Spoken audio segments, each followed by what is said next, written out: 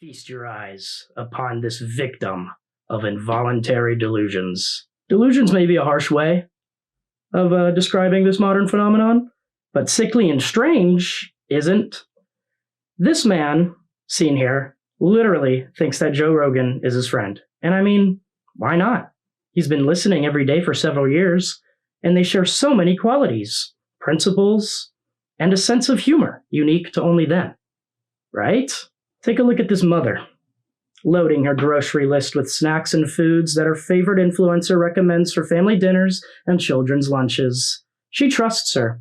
This influencer is a mom too. And all moms are good. In no way is this influencer carefully constructing an illusion of luxury through carefully written and edited videos paid for by the very brand she's advertising. No. This is one mom just being straight up with another mom. Keeping it real for the moms. How about this guy? Young enough to be her little brother. Taking God knows how many supplements and strange powders because a peer he follows online does too. Is this you, or anyone that you know? Building up relationships that feel real and personal, built out of total fabrication? Built out of total fabrication?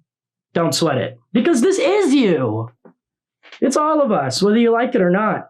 Building parasocial relationships is not inherently new or even negative. However, with the rise of social media and the very oversaturated job market that is influencing, it's brought the world closer than ever thought possible, and maybe was never supposed to be possible. But this isn't new. In 1956, sociologists Donald Horton and R. Richard Wohl noticed something unusual about the way we watch TV. We weren't just watching personalities, we were forming relationships with them. Completely one-sided relationships with them. Intimate relationships. Imaginary relationships. A performer speaks, millions feel spoken to. Nobody embodies this quite as horrifically as the subject of this video essay. Rupert Pumpkin, the main character in Martin Scorsese's classic, The King of Comedy. Please give your warmest welcome to the newest King of Comedy, Rupert Pumpkin. The King of Comedy follows Rupert Pumpkin, a wannabe stand-up comedian who is very desperate and is obsessed with his favorite late-night show host, Jerry Langford, played by the Jerry Lewis. You know, Rupert, he wants a spot on the show, right? He's a comedian, he's trying, It's tough out there in New York City. But he doesn't just want a spot on the show, he believes he deserves one. In his mind, he's already made it. He rehearses interviews that haven't happened yet. He imagines applause that aren't there. He choreographs in his mind like entire conversations with Jerry Langford as if they're colleagues, as if they're friends, as if they're equal. And they're not at all. Rupert has confused exposure with connection. And when it comes to the parasocial relationship, that's where things kind of start to break apart. In real life, Jerry would see Rupert as exactly what he is, a stranger who won't leave him alone, and Rupert, he can't handle that.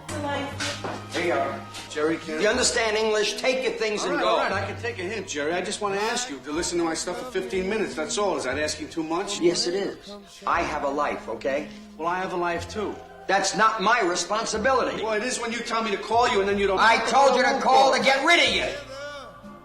To get rid of me? That's right. Okay. All right, I can take a hint. If I didn't tell you that, we'd still be standing on the steps at my apartment. Yeah, all right. So I made a mistake. So did Hitler. All right. Oh, this... And you see that moment in the film where the illusion cracks. And Rupert kind of sees that Jerry's just a guy. Don't meet your heroes. That's the most important part of the film. Because Rupert doesn't adjust like you or I hopefully would. He doesn't reflect. Instead, he escalates. He decides that if the relationship isn't real, he'll just make it real by force. And that's kind of the nightmare version of parasocial relationship, like definitely the most hyperbolized kind of example. It's just that, not just admiration, not just obsession, but entitlement.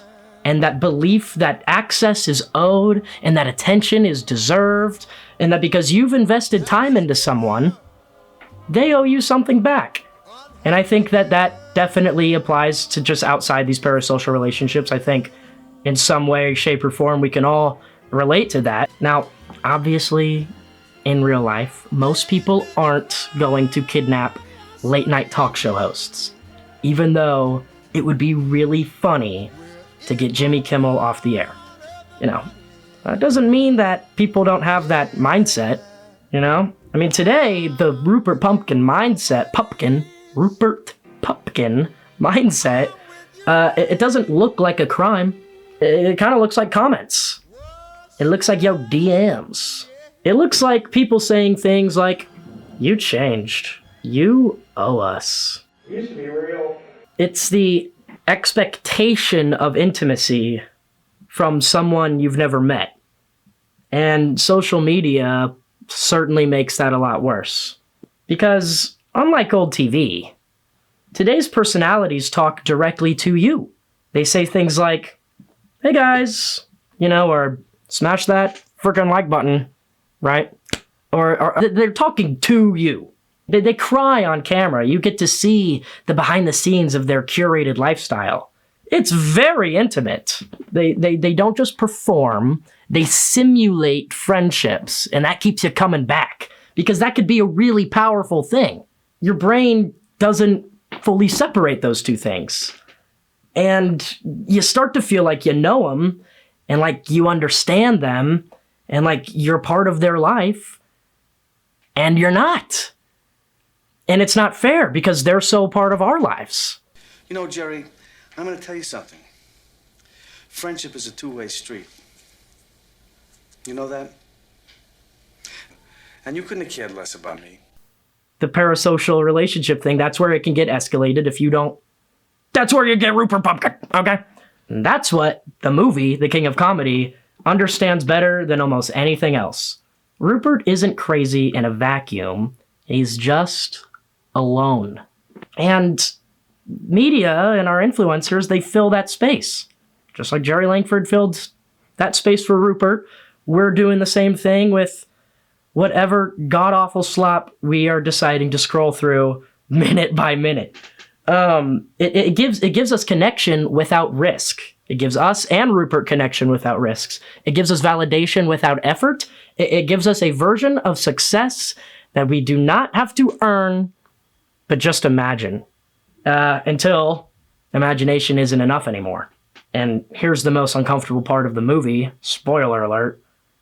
It all works out for Rupert.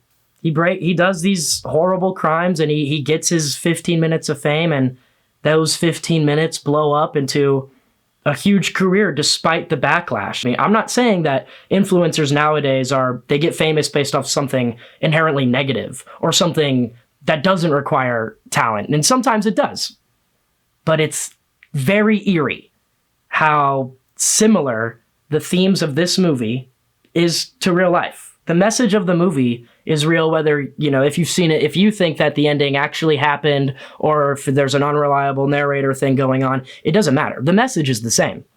It's culture obsessed with attention, with visibility, and with being seen. Sometimes that line between reality and performance disappears. Rupert Pumpkin got what he wanted. Not because he was talented, not because he formed any real relationships or did any networking. He just forced himself into the spotlight. And today, the spotlight is everywhere. And everyone is trying to step into it. So next time you're listening to your podcasts or whatever and you think, this Joe Rogan guy, he's my buddy. He's my friend. Or that this influencer gets you, or a celebrity owes you something. Just remember, you might know everything about them, but they don't know you. Not like I know you. Like no one's loved you. Well, go ahead and laugh. Thank you. I appreciate it. But the fact is, I'm here. Now, tomorrow you'll know that I wasn't kidding and you'll think I was crazy. But look, I figure it this way. Better to be king for a night than schmuck for a lifetime.